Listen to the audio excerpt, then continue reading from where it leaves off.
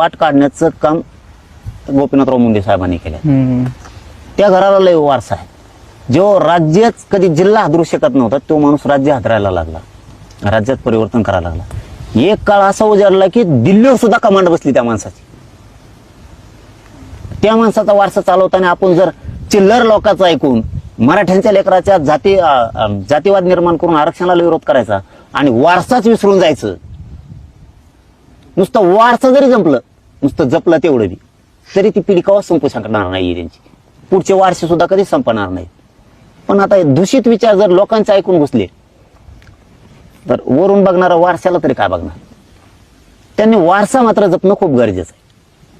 शेवटचं नाव बाकीचं होत राहील, जातीवाद पिछेवाद होत राहील, निवडून येत्या पडत असतं, जात असतं, येत असतं, हे होत राहत. वारसा शब्द जर शेवटपर्यंत अंगीकारला ना तर यातल्या लाभार्थ्या टोळ्याच्या कधीही नादी लागणार नाही आणि जातीवाद त्यांच्या बुद्धीला कधी शिवणार पण नाही. शेवटचं नाव. आता आपण ज्या मतदारसंघात बसलो त्याच मतदारसंघाचे आमदार सुरेश धस. कोणच्याबद्दल सांगावं, त्यांचा तर कुठं महासंबंध आलेला एवढा.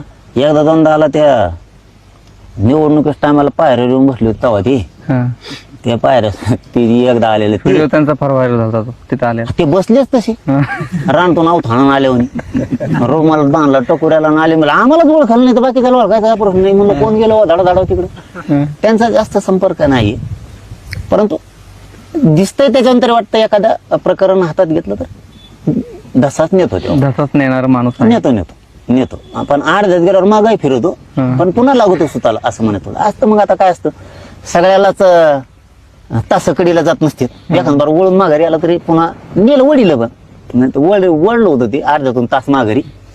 कारण त्यांना मध्येच चांगलं सुताला लागलं की मध्येच भेटायचा नाद लागतो, कुणाचा तरी भेटायचा नाद लागतो मध्ये. असं होतं फक्त एखाद्या ठोक बोलला होता. परत संपर्क आला तुमचा?